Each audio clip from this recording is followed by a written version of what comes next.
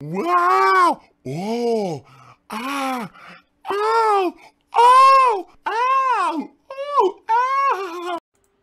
What is going on, everyone? DSP here with an impromptu vlog. I actually wasn't planning on making any vlogging or anything today, but due to the developments in regards to the change to the terms of streaming Persona 5, a lot of people went ahead and during the month of April actually went past that 7/7 in-game date. Well, guess what?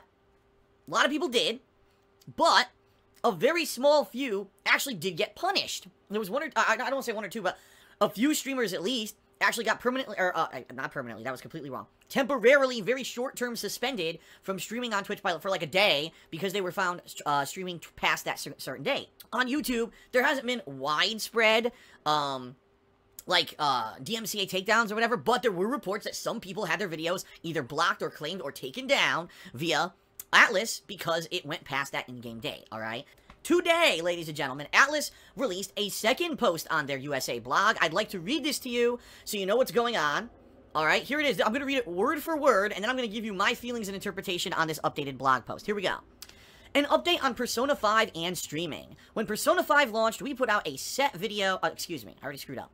When Persona 5 launched, we put out a set of video streaming guidelines that we hoped would limit online spoilers for fans who have yet to play the game. To our surprise, we then saw numerous reactive news articles go up, opinion videos post, and received many emails asking us to please change our Persona 5 streaming and video policy. We recognize that our fans are the reason why this game is the major worldwide success that it is, and we continue to want them to be able to enjoy the game without fear of being spoiled. However, we also heard your issues with the guidelines and have decided to revise them. Because we want to give players the most access to the game while respecting the original goal, we're now asking players to refrain from streaming or posting videos past the end of the in-game date of 11/19, or that is November 19th, when the main story actually gears up for the final act. We also want to apologize to those of you who saw the previous guidelines blog post as threatening. We want to be transparent about what we do, and the reason we released the guidelines was to give streamers the right information up front. It was never our intention to threaten people with copyright strikes, but we clearly chose the wrong tone for how to communicate this. Lastly, we want to thank our fans around the world for supporting Persona 5 and Atlas. The game is a global success because of your passion for the series, and we're happy that so many of you are enjoying it.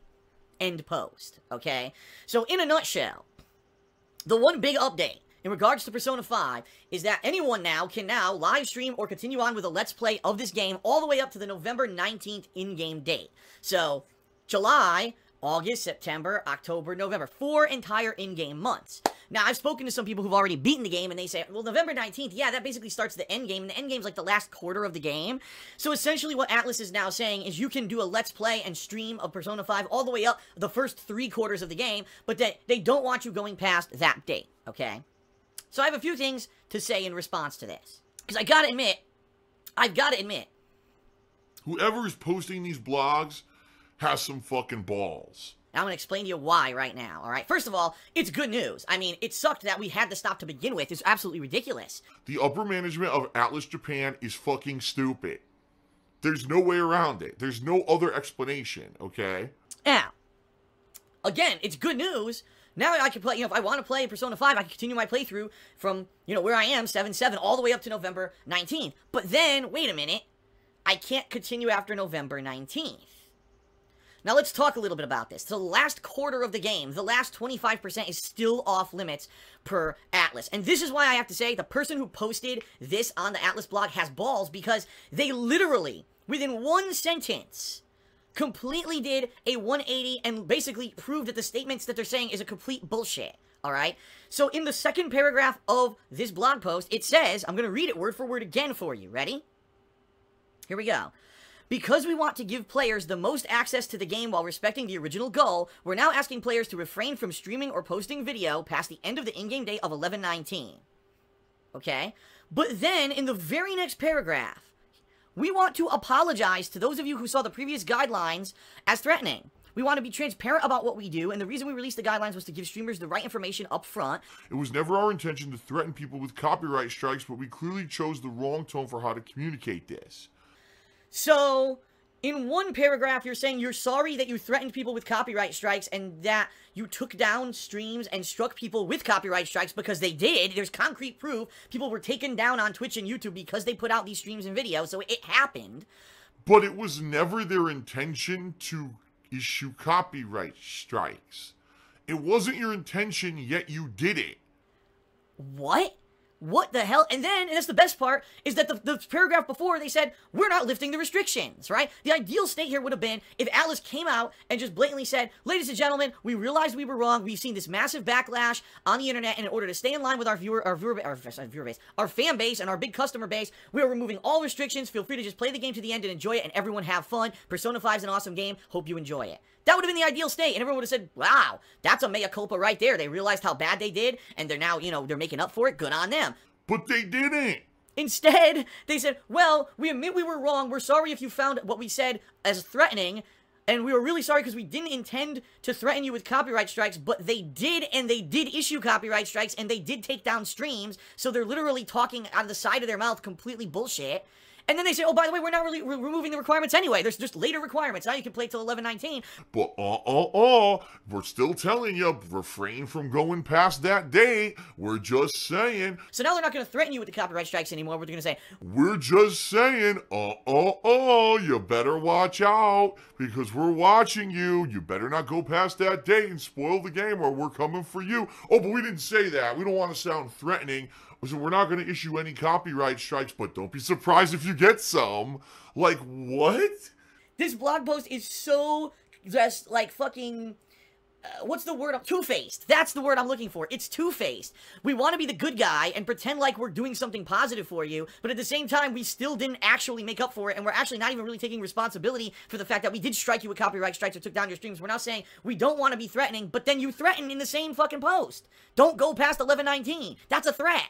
That's a direct threat. You can't say we don't want to threaten you and then threaten you in the same fucking page. It seriously just blows my mind. This is how game companies handle issues like this. Like, it's a no-brainer. Your game's already on the internet everywhere. The plot's just say, okay, just play the game till the end and enjoy it. We apologize, have fun. Would have solved it, and everyone would have been super happy. But no, instead they have to do this half-assed, two-faced post that kind of still screws people over because they want to finish the effing game, Now, for me, allow me to explain how this is going to affect me and my streaming schedule and all of that. Because immediately when this happened today, people were spamming my stream chat and posting it up on my Twitter. Phil, does this mean you're playing it again? When are you playing it again? What's going on? What's this? What's that? All right, here's the deal. Let's talk. I already have a schedule laid out, alright? I already do. And it would not be fair to those who watch things like the weekend preview, or who listen to my pre-streams every day, or who look at my Twitter schedule, for me to say, oh, well, Persona 5's back on the table, so screw everything else, throw it away, back to Persona 5. No. Sorry. I mean, I love Persona 5, but that's not fair. That's not fair to me, because I want to play these other games I announced, and that's not fair to people who are looking forward to those playthroughs. Well, the way it's going to work is that Persona 5 will now be the game that I play whenever I have a day where there's nothing going on in the realm of a new release. So, allow me to explain. Tomorrow, I'm playing What Remains of Edith, whatever. I still can't remember her last name. If I finish that early, which it looks like I will, because people are saying the game's only about an hour and a half to 2 hours long, and I've already played 40 minutes of it, okay? Then, after that, I'll reset the stream or whatever, and we'll go to Persona. We'll play Persona 5 for a while tomorrow on stream, alright?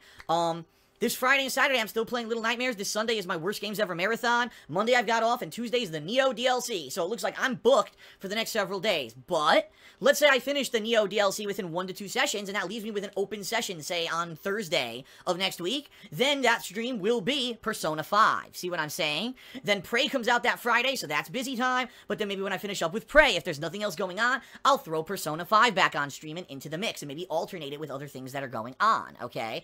That's, I think, the way to approach this. That way the Persona 5 playthrough is never on permanent hiatus where it gets super stale because I never have a chance to play it, and it's the perfect thing to fill in between other gameplay streams when there's downtime. In particular, it looks like that second week of May, there may actually been some big downtime where I'll maybe playing Persona 5 a lot, but we'll see, okay? Now, in particular, what about Danganronpa? Because now, I said in April, sorry, Danganronpa's going on hold, because there's no way that I could be playing 2 Japanese-centric games at the same time. It would be overload, it would cut into its own viewer base, no one would be able to keep up on the videos, plus that would isolate a bunch of people who don't like that kind of video or that kind of game, and they would go away and never come back, right?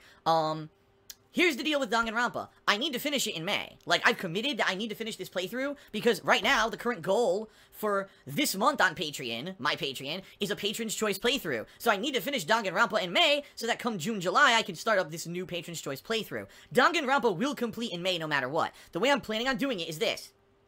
I'm going to have a main gameplay stream every single day, okay?